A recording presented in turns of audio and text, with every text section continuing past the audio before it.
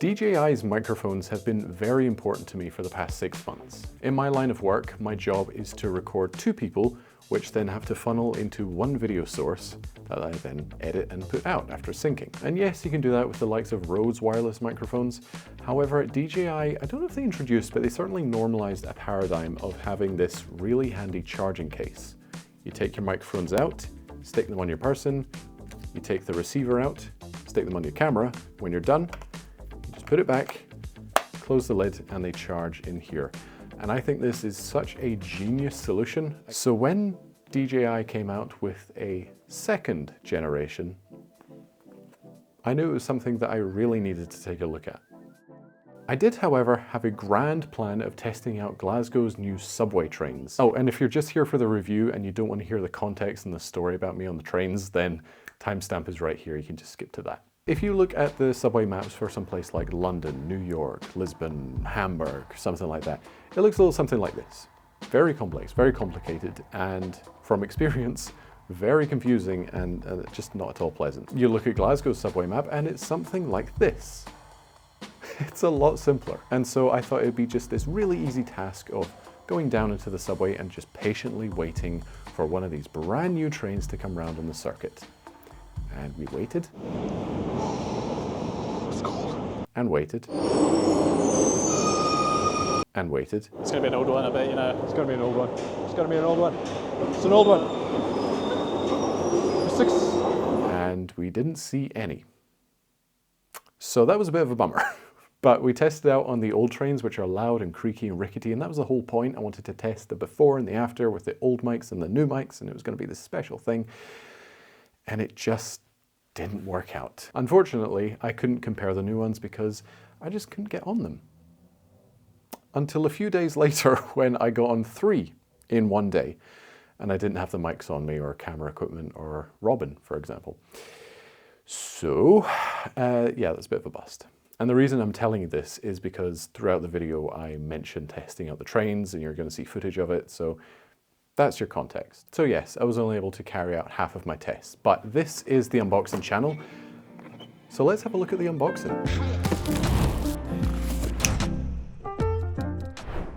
There is not really a huge amount to discuss about this box because it's really just informational, but I am a fan of the minimalism and the kind of Apple aesthetic they've gone for. Like I say, there's not a huge amount to say about the outside, so let's just crack into it.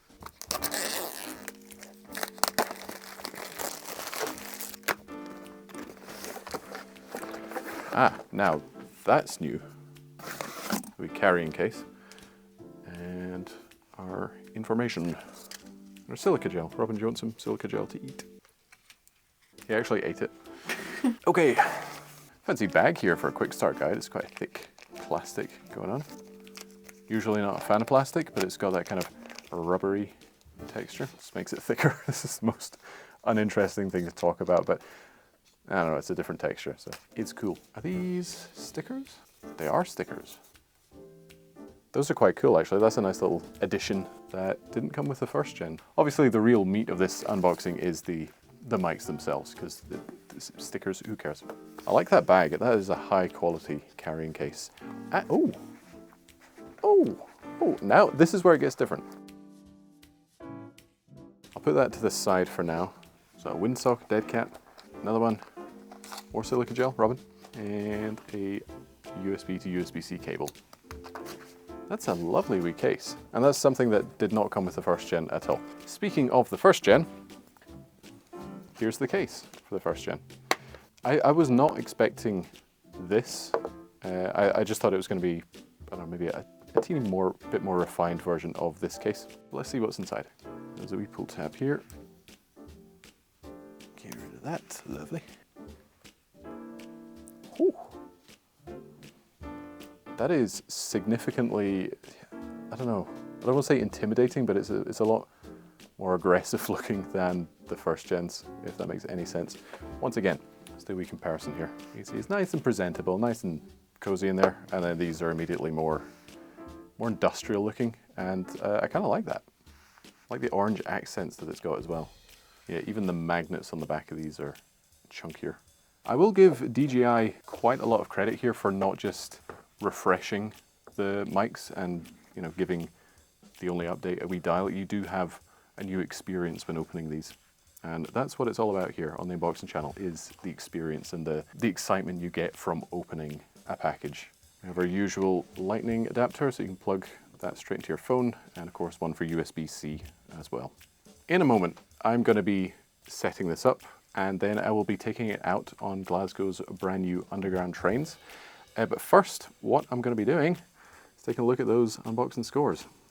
While the main box wasn't all that interesting, for this unboxing, I want to take the carrying case into account, as it basically acted as inner packaging. And it has a lovely textured case, built well and looks great. However, there's quite a few bits of plastic wrapping throughout that really didn't need to be there. Overall though, not bad. 6.5 out of 10.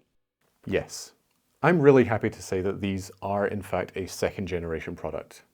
They're not just some revised, updated version of the first gens, but they truly do feel like something more. It's like DJI saw everything about these and thought, how can we refine it? How can we make it better? And just making it something that is a worthy upgrade. And not just for the sake of money, but really, really putting thought into it. And I'm really happy to say that is what these are. What makes this a second generation product? Well, the first thing is, as it's quite evident here, the build and the design of it is completely different to the first generation. It's a bit bulkier, yes, but it's made of solid metal, and it just has so many quality of life features that I'm really pleased with, and I'm going to be talking about right now.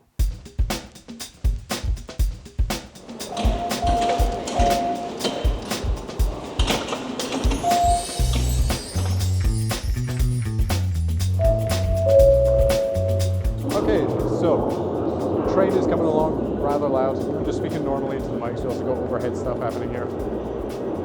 Is it going to be one of the new ones? One of the old ones? One of the old ones. That's a horrible noise. Though the sooner they roll out the new ones, replace all of these old ones, the better. They are manky. Hey everyone, Nathan in Post here. As I was editing this video, I realized that you can't even tell the difference between the first and the second gen in terms of peaking. Though the sooner they roll out the new ones, replace all of these old ones, the better.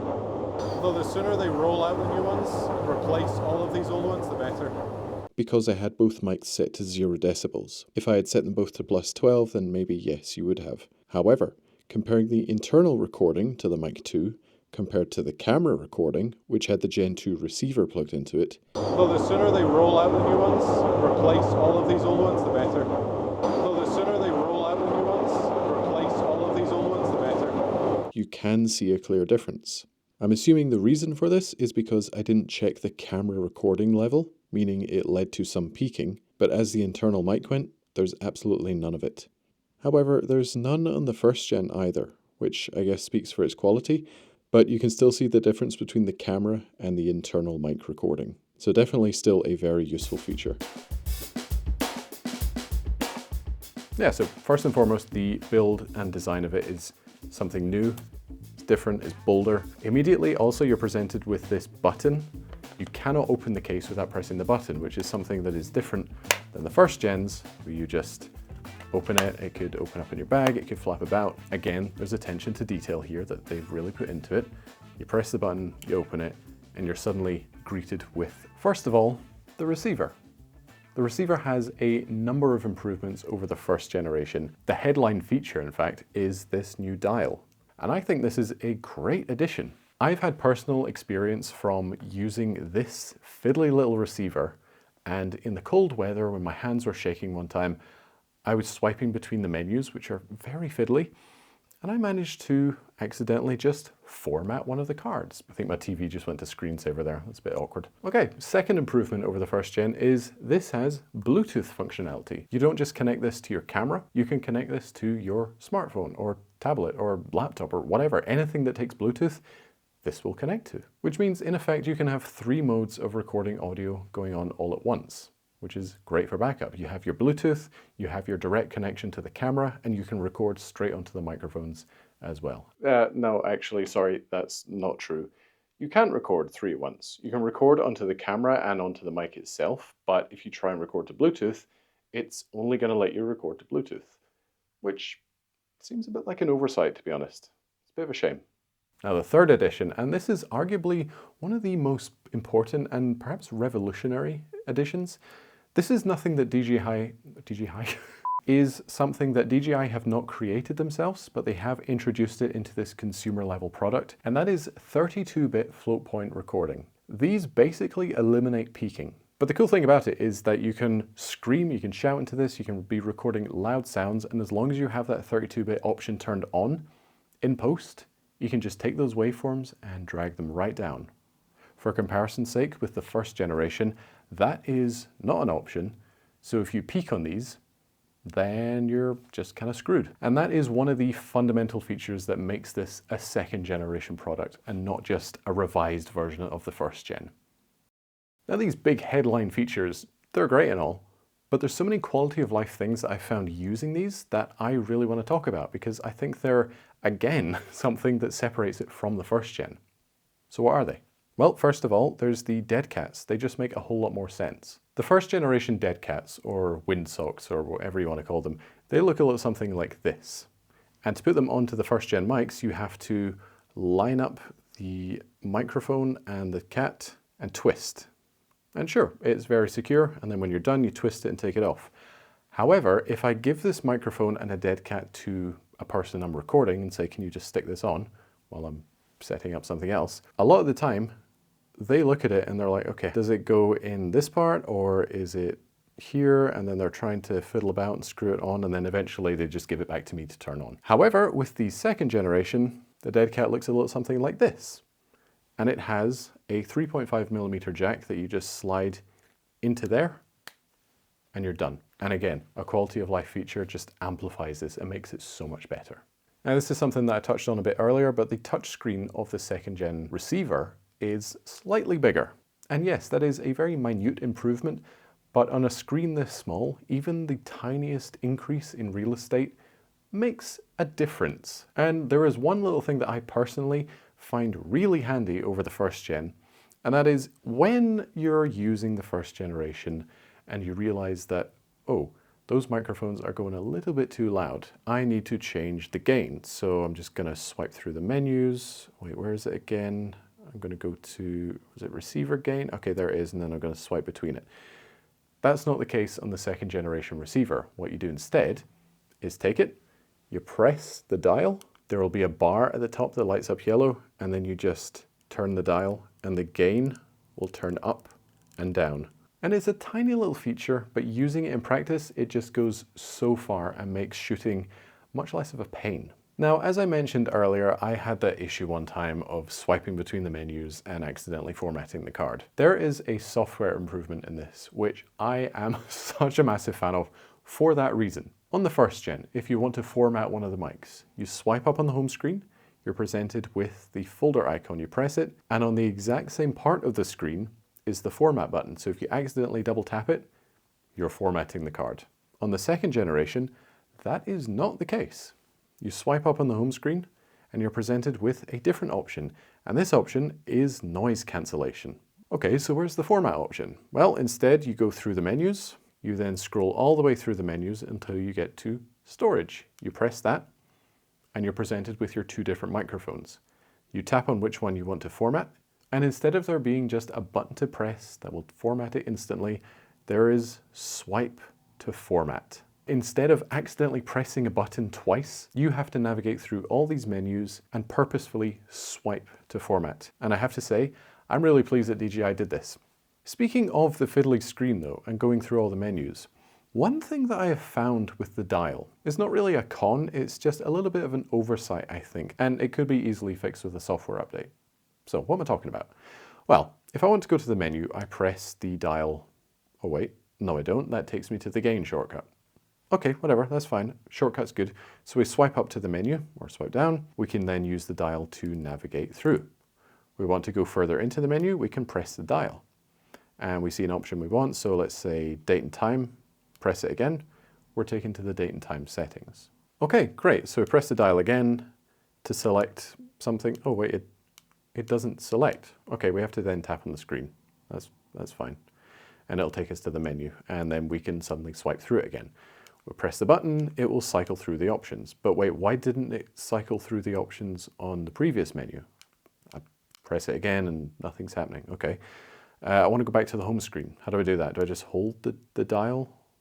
No, I don't hold the dial. I hold the power button to go back to the home screen. Oh wait, I held it too long. Now it's turned off. That seems like a bit of an oversight. Why would I hold the power button to go back to the home screen when I could hold the dial, which won't accidentally turn off the receiver in the process? You see where I'm coming from? There's a bit of inconsistency, and it's not a con. I feel like this would be so much better to use if you could get that muscle memory of every press of this button takes you further into the menu and then selects options within that menu option. And then you hold it and it takes you back, and you swipe it and it will go between each option without fail. I feel like the home button just should be in the dial rather than in the power button. But again, it's not a con, just a bit of an oversight. And I think maybe with a software update or with a third generation, they might solve that issue. Next feature is another thing that seems small, but goes such a long way in terms of quality of life. I want to put the receiver on this camera, and I'm going to do so just like this. That's simple enough. Okay, I want to take the receiver off.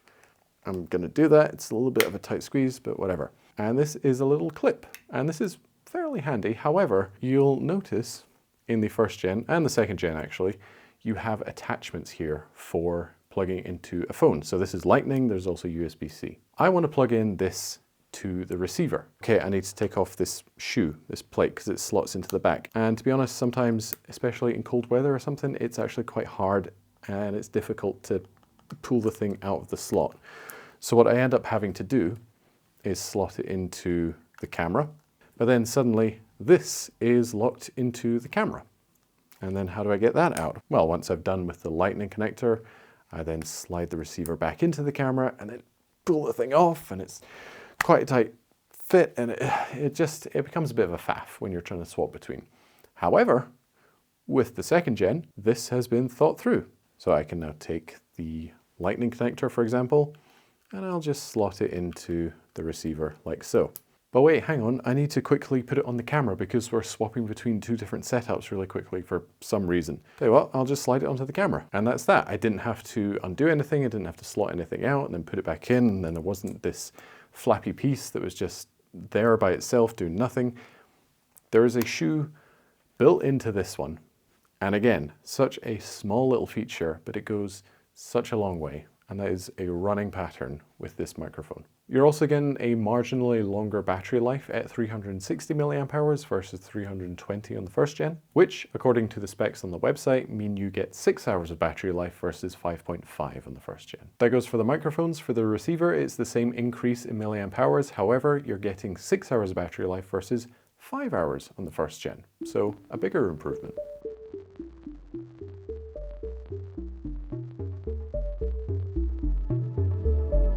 Do you want me to keep going up? Off you go. I'll keep going up. Okay.